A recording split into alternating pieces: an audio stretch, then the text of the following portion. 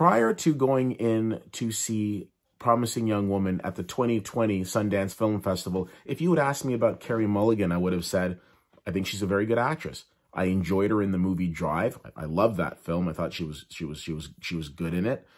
I would have told you that I knew that she was nominated for an Oscar for her performance in Education. I would have told you that I knew that she was married to one of the guys from Mumford & Sons. And I also would have mentioned the fact that I absolutely loved her British accent. After seeing her in Promising Young Woman, if you were to ask me about Kerry Mulligan, I would say, well, I definitely think she's going to be nominated for an Oscar for her performance in Promising Young Woman. I would tell you that regardless of what project she has coming up, whether it be a movie, a TV show, a commercial, an animated voiceover, I'm in, because I am a huge supporter now of everything she does, because she blew me away with this role. From writer-director Emerald Fennell, the same lady behind the TV show Killing Eve, as well as one of the cast of the movie The Crown, comes a movie that is so ridiculously awesome. Now, this is going to be somewhat of a difficult review because I don't want to give too much away about the movie, so I will probably spend a lot of time talking about the performance.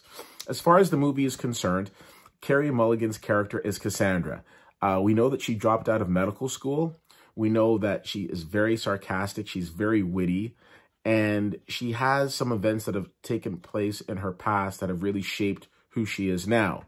She's kind of living somewhat of a double life. Now, with that being said, I can say it is not just the Kerry Mulligan show. You've also got really strong performances from Bo Burnham in this film as well. Laverne Cox is in it, as well as Jennifer Coolidge. But this is really on the shoulders of a phenomenal performance by Mulligan.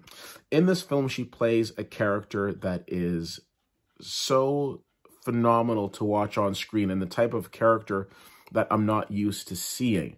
There was just something so fresh and so wonderful about this performance. This is a revenge film for the ages.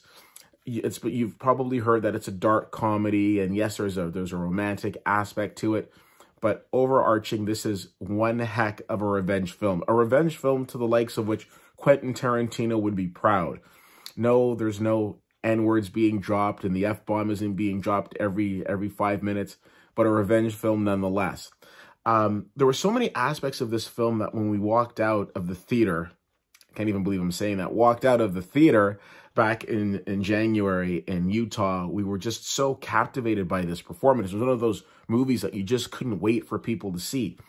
Unfortunately, due to the pandemic, it was pushed back, and now it's getting its release in some theaters and of course over on different streaming services. I highly recommend you check this out. Movies like this do not come along very often. It holds a special place in my heart because I thought it was amazing, but it also holds a coveted spot on my top 10 list of 2020 films. Mulligan delivers one of the best performances of the year, male or female. I was absolutely just completely impressed by it, and I know you will as well. And I'm hoping you see it and then you hit me up so we can talk about it. It is called Promising Young Woman. It is dropping now. Check it out. I give this movie an A-. Easily one of the best films that I've seen in the past year, and I'm looking forward to you seeing it so we can have a dialogue. How do we have that? Feel free to reach out to me, CFL_fan on Twitter. Thank you so much for checking this out. My name is Keith, and until next time, I'll see you at the movies.